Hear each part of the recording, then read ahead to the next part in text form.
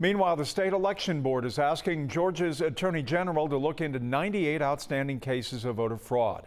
Some date far as back as 2014. Others involved the 2016 presidential election. The Secretary of State's office says the claim includes that people knowingly casting a second ballot or submitting absentee ballots on behalf of adult children who are felons.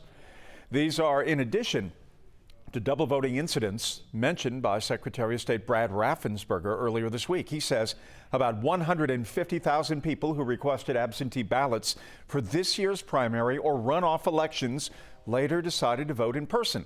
Out of that number, about 1,000 people voted both ways. The report now is spread across 100 Georgia counties. Secretary of State Raffensperger emphasized anyone found guilty of gaming the system will be prosecuted.